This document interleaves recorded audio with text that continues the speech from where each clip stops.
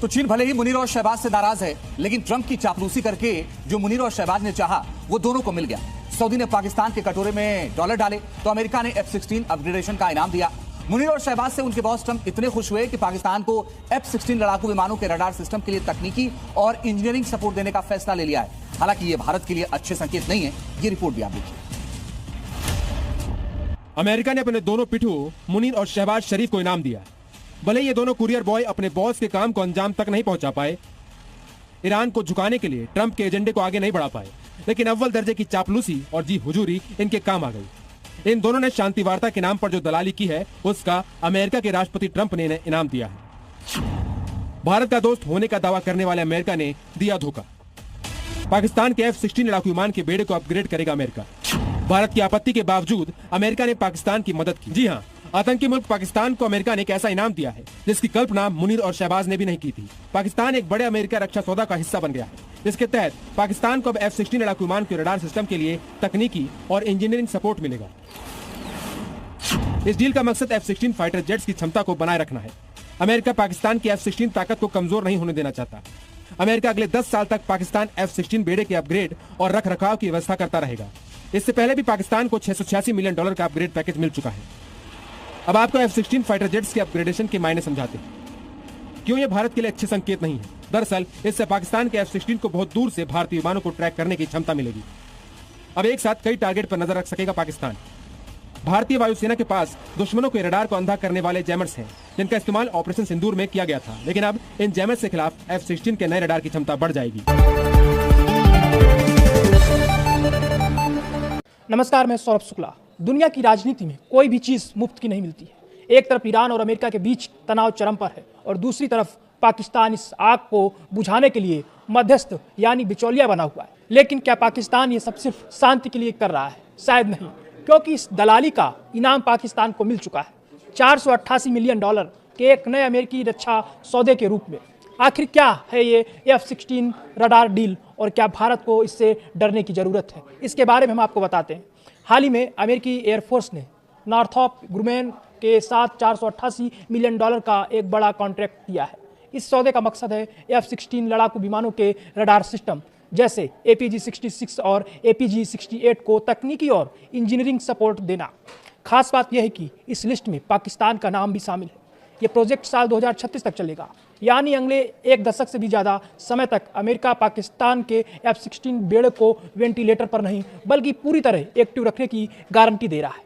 गौर करने वाली बात यह है कि दिसंबर 2025 में भी अमेरिका ने पाकिस्तान के लिए $686 मिलियन का अपग्रेड पैकेज मंजूर किया था। साफ है कि अमेरिका पाकिस्तान की हवाई ताकत को कमज़ोर नहीं होने देना चाहता है। अब सवाल उठता है, क्यों अमेरिका पाकिस्तान पर इतना मेहरबान है? जानकार मानते हैं कि ईरान के साथ चल रहे तनाव में पाकिस्तान अमेरिका के लिए एक कन्फर्म मैसेंजर की भूमिका निभा रहा है। कई रिपोर्ट्स तो यहाँ तक कहती हैं कि पाकिस्तान सिर्फ मैसेज नहीं पहुँचा रहा बल्कि बातचीत में अमेरिका के हितों को आगे बढ़ा रहा है। अमेरिका के लिए पाकिस्तान एक ऐसा रणनीतिक पार्टनर है जिसके जरिए वह इस पूरे इलाके मतलब कि अफगानिस्तान, ईरान और भारत पर नज़र रख सकता है। हालांकि अमेरिका कहता है कि यह डील आतंकवाद के खिलाफ है, लेकिन दुनिया जानती है कि F-16 का असली इस्तेमाल कहाँ होता है। भारत ने हमेशा इस डील का विरोध किया है। भारत का तर्क सीधा है, आप पाकिस्तान को हथियार देते हैं और वो उन्हें हमारे खिलाफ इस्तेमाल करता है। लेकिन क्या यह डील गेम चेंजर है? इसका जवाब है नहीं। पुराने जेट्स पाकिस्तान के पास जो F-16 हैं वो काफ़ी पुराने हो चुके हैं। यह नया अपग्रेड उन्हें कोई नई घातक शक्ति नहीं दे रहा बल्कि सिर्फ उनके पुराने रडार को ठीक रखने का जरिया है। राफेल की ताकत की बात करें तो भारत के पास मौजूद राफेल 4.5 जनरेशन का विमान है। राफेल की टेक्नोलॉजी, उसके सेंसर और मिसाइल सिस्टम पाकिस्तान के किसी भी अपग्रेडेड F-16 से कोसों आगे है। रिलायबिलिटी बनाम सुपीरियरिटी की बात करें तो ये डील पाकिस्तान को सिर्फ कम्युनिकेशन और रिलायबिलिटी में मदद करेगी, लेकिन जंग के मैदान में भारत की हवाई श्रेष्ठता को चुनौती देना उसके लिए अब भी मुमकिन नहीं। तो लब्बो लुआब यह है कि अमेरिका अपनी विदेश नीति के तहत पाकिस्तान को साथ जोड़े रखना चाहता है ताकि इस क्षेत्र में उसका प्रभाव बना रहे। भारत के लिए एक सतर्क रहने वाली बात तो है, लेकिन घबराने वाली बात बिल्कुल नहीं है। हमारी डिफेंस कैपेबिलिटी और स्वदेशी फाइटर जेट्स का बढ़ता बेड़ा पाकिस्तान की उधारी की बैसाखियों पर भारी पड़ने वाला है। इस सौदे पर आपकी क्या राय है? क्या अमेरिका वाकई आतंकवाद से लड़ रहा है या सिर्फ अपना फायदा देख रहा है? आज की ये खबर सिर्फ एक डिफेंस अपडेट नहीं है, बल्कि आसमान में शुरू होने जा रहे उस नए खेल की कहानी है, जहां टेक्नोलॉजी, रणनीति और ताकत तीनों मिलकर युद्ध का भविष्य तय करने वाले हैं। क्योंकि एक बार फिर अमेरिका ने एक ऐसा फैसला लिया है जिसने भारत की चिंता बढ़ा दी है और पाकिस्तान की ताकत को नई उड़ान दे दी है। खबर ये है कि अमेरिका ने पाकिस्तान समेत कई देशों के F-16 fighting falcon fighter jets के लिए $488 मिलियन का बड़ा रडार अपग्रेड और मेंटेनेंस कॉन्ट्रैक्ट मंजूर कर दिया है। और ये कॉन्ट्रैक्ट दिया गया है दुनिया की दिग्गज डिफेंस कंपनी नॉर्थरॉप ग्रमेन को।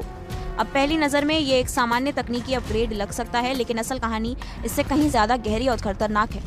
क्योंकि ये सिर्फ रडार की मरम्मत नहीं है, ये पाकिस्तान की एयरफोर्स को एक फोर्स मल्टीप्लायर देने की तैयारी है। यानी एक ऐसा अपग्रेड जो उसके पुराने जेट्स को भी नए जमाने के युद्ध के लिए फिर से तैयार कर देगा। और यही वजह है कि भारतीय डिफेंस एक्सपर्ट्स इसे हल्के में लेने को तैयार नहीं है। अब जरा समझिए ये रडार इतना महत्वपूर्ण क्यों है। किसी भी फाइटर जेट के लिए उसकी आंख और कान होता है उसका रडार।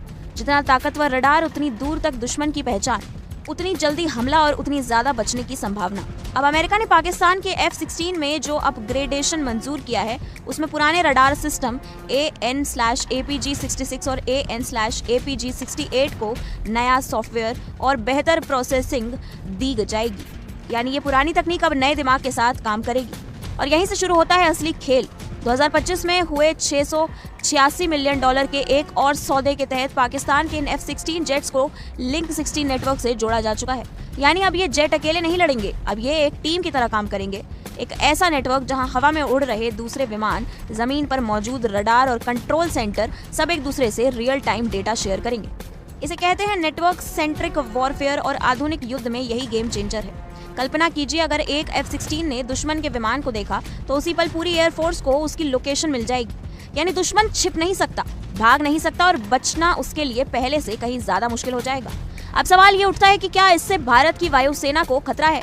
सीधा जवाब खतरा है, लेकिन उतना नहीं जितना दिखाया जा रहा है और उतना कम भी नहीं जितना नजरअंदाज किया जा सके।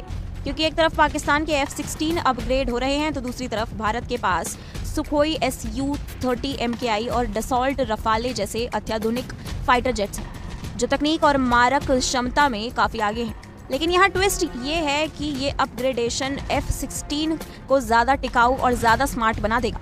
यानी अब इन्हें जाम करना, इनके रडार को ब्लाइंड करना या इन्हें चमका देना पहले से ज्यादा मुश्किल होगा।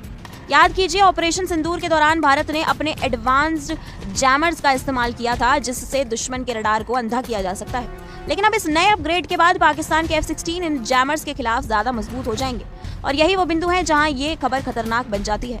हालांकि अमेरिका ने पाकिस्तान को अपना सबसे आधुनिक AESA रडार APG-83 SABR नहीं दिया है और ये एक बड़ा संकेत है कि वॉशिंगटन भारत को पूरी तरह नाराज नहीं करना चाहता, लेकिन साथ ही ये भी साफ है कि वो पाकिस्तान को इतना कमजोर भी नहीं रहने देना चाहता कि वो क्षेत्रीय संतुलन से बाहर हो जाए।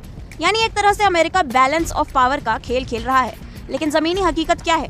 हकीकत यह है कि पाकिस्तान पहले भी अपने F-16 का इस्तेमाल भारत के खिलाफ कर चुका है और ऐसे में ये कहना कि ये अपग्रेड सिर्फ डिफेंस के लिए है, ये बात पूरी तरह से हजम नहीं होती। रिपोर्ट्स के मुताबिक पाकिस्तान के पास करीब 85 F-16 जेट्स हैं, जिनमें से 66 पुराने ब्लॉक 15 हैं और 19 नए ब्लॉक 52। और इस अपग्रेड के बाद ये जेट्स 2040 तक ऑपरेशनल रह सकते हैं। यानी आने वाले 10 से 15 सालों तक ये जेट्स पाकिस्तान की एयर पावर की रीढ़ बने रहेंगे।